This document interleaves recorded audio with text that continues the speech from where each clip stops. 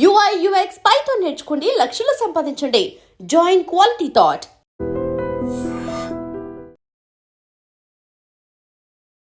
నమస్తే, welcome to iDream inside politics with Kavitha. మనతో పాటుగా ఒక వెరీ స్పెషల్ గెస్ట్ ఉన్నారు.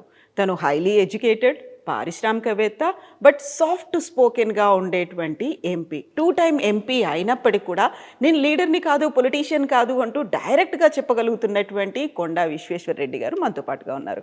హలో అండి, నమస్తే. నమస్తే కవిత గారు. ఎలా ఉన్నారు మీరు? ఐఎమ్ ఫైన్ అండి, మంచిగా ఉన్నాను. చేవెళ్ళ ఎట్లుంది? చేవెళ్ళ ఆల్వేస్ ఏదో ఇబ్బందులు ఉంటాయి కానీ ఓవరాల్ మంచిగా ఉన్నది. దెన్ ఇప్పుడు చేవెళ్ళ రంగారెడ్డికి సంబంధించి, రంగారెడ్డి జిల్లా అనగానే మీకు ఒక ఎమోషన్ అది. సో మీ ఫ్యామిలీతో బాండింగ్ అనేది ఉంది, తాతగారి పేరుతోనే ఏర్పడినటువంటి జిల్లా. ఆల్రెడీ డివిజన్స్ అయినాయి, ఇప్పుడు సరికొత్తగా దాన్ని ముక్కలు చేసేటువంటి ప్రయత్నాలు ఇవన్నీ ఉన్నాయి అనుకున్నప్పుడు ఏమనిపిస్తుంది మీకు? కాదు కానీ మా ప్రాంతానికి పెద్ద నష్టం అవుతుంది. ప్రత్యేకంగా సిటీ చుట్టుపక్కల ఉన్న ప్రాంతాలన్నీ తీసుకుపోయి హైదరాబాద్ ఇప్పుడు జిహెచ్ఎంసీని 3 భాగాలు చేస్తున్నారు.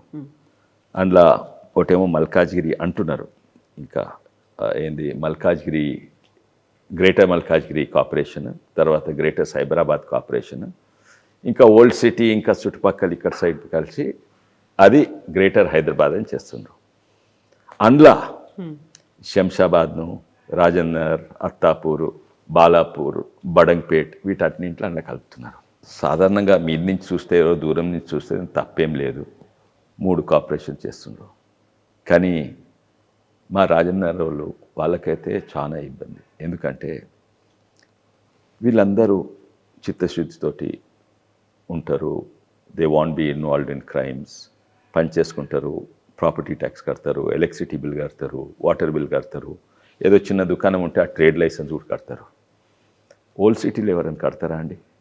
ఎలక్ట్రిసిటీ బిల్ కడతారా? ప్రాపర్టీ ట్యాక్స్ అక్కడ కడతారా?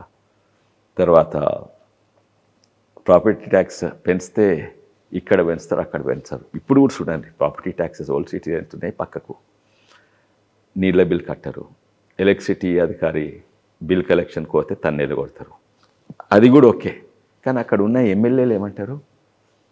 కొయి గవర్నమెంట్ ముఫాజిల్, ఎవరైనా గవర్నమెంట్ ఎంప్లాయీ వచ్చి మీ ఇంటికి వచ్చి ఏమైనా బిల్లు ట్యాక్స్లు అడిగితే వాడిని నికాల్ దేంగే, హకాల్ దేంగే, డకాల్ దేంగే అంటే తన్నేలు కొడతామని వాళ్ళ ఎమ్మెల్యేలు కూడా అన్నారు.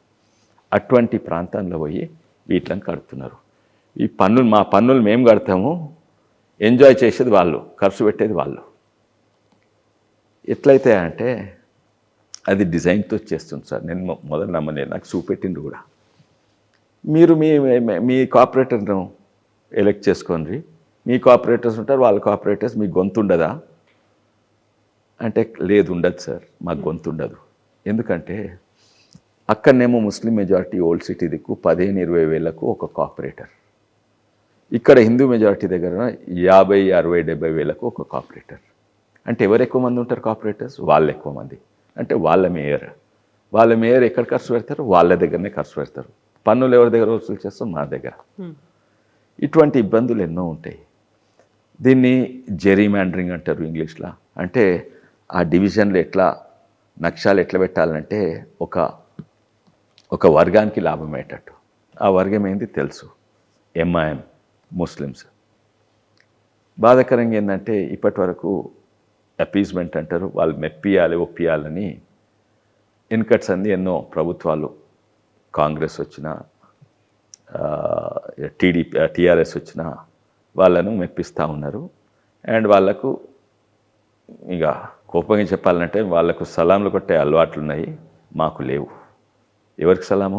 ఎంఐఎం వాళ్ళందరికీ సలాంలు కొట్టే అవకాశం.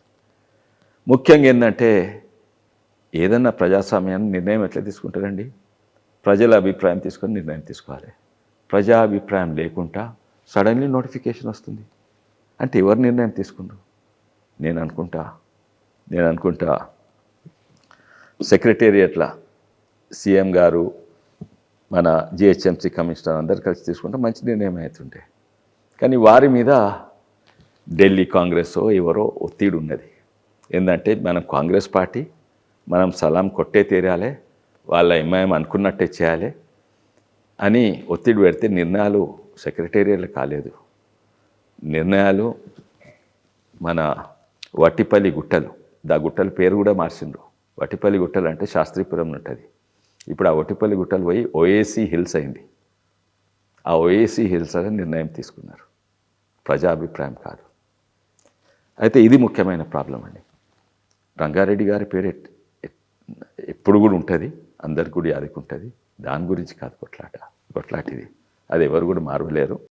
కొంచెము ఇక్కడ భాగం ఇలా కలిపినరు, ఇది అయితే అవుతుంది. కానీ రంగారెడ్డి జిల్లా అంటే ప్యూర్ ఒరిజినల్ గా మనం ఏదైతే ముందు సిటీ నుంచి చుట్టుపక్కల ఉందో అది ఉండే జిల్లా అని ఉంటుంది. అవును. బట్ అంతా ఇప్పుడు డివిజన్స్ అయిన తర్వాత ఇక్కడ ఉన్నటువంటి ప్రజలు, మీ నియోజకవర్గ ప్రజలు ఏమనుకుంటున్నారు? అది వెళ్ళి ఇప్పుడు చార్మినార్లో కలపాలి, లేకపోతే ఓల్డ్ సిటీలో మెర్జ్ అయిపోతుంది అంటే వాళ్ళ దగ్గర నుంచి ఇదంతా వాళ్ళ బాధలే. నేను చెప్పినని వాళ్ళ బాధలే అండి.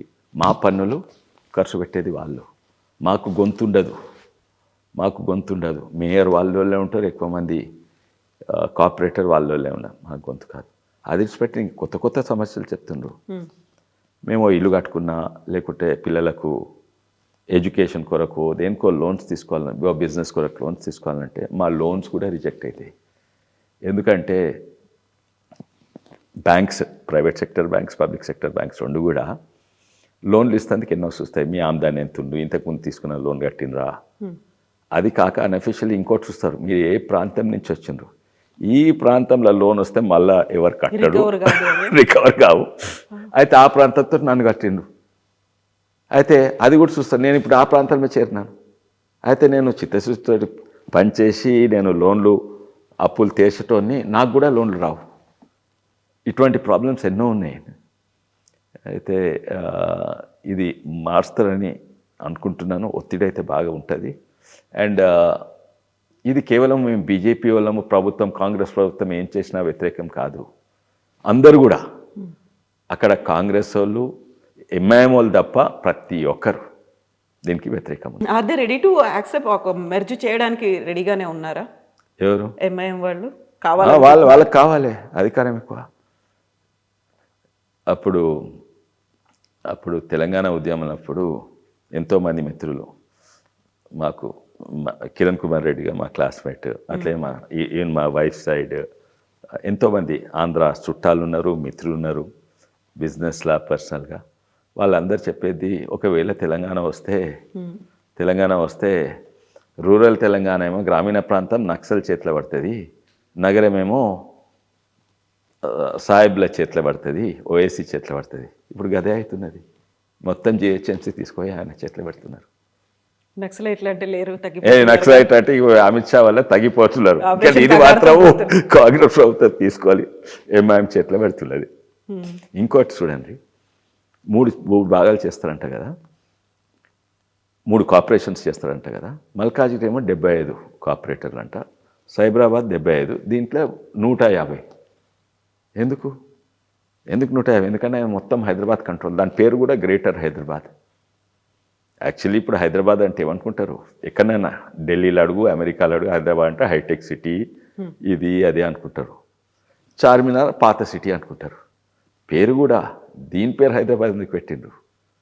అంటే ఇప్పటిదాకా బాగా వెనకబడి ఉంది, దాన్ని మళ్ళీ కలుపుకుంటే మొత్తం ఈ పునర్విభజనలు ఇవన్నీ జరిగిన తర్వాత మంచి డెవలప్మెంట్ వస్తుంది, అక్కడ ఇన్ఫ్రాస్ట్రక్చర్స్ వస్తాయి. ముందు నుంచి ఒక మెట్రో అనుకున్నారు, అక్కడ అపోజ్ చేశారు, రోడ్లు ఇవన్నీ కూడా మెరుగుపడతాయి. కాబట్టి హై ప్రయారిటీ కింద దాన్ని తీసుకున్నారు అనుకో. తీసుకోండి, తప్పనిసరి తీసుకోవాలి.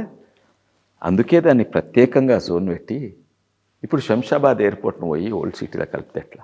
శంషాబాద్ అంటే కొంచెం డెవలప్ పార్ట్ అవుతుంది ఇది కదా, ఇక్కడ సైడ్ కొంచెం నార్సింగ్ ఇది డెవలప్డ్ అయింది. దాన్ని ప్రత్యేకంగా గుర్తించండి. ఈ డెవలప్మెంట్ కావాలి. కొన్నిసార్లు కొన్ని సందర్భాలు ఉన్నాయి, డెవలప్మెంట్ చేస్తామంటే వద్దన్నారు. మీరే ఇప్పుడు చెప్పినారు, అప్పుడు ఏది మెట్రో వేస్తా అంటే వద్దన్నట్టు వాళ్ళే. ఎందుకంటే డెవలప్ అయితే ఆ పట్టు పోతుందని. అయితే డెవలప్ చేయాలి, అందుకే దాన్ని ప్రత్యేకంగా ఉంచి డెవలప్ చేయండి. కానీ ఈ నిధులు తీసుకొని అక్కడ కలపకండి, ఈ ప్రాంత ప్రజలు తీసుకొని వాళ్ళతో కలపకండి, వీళ్ళకుండే గొంతు తొక్కేయకండి.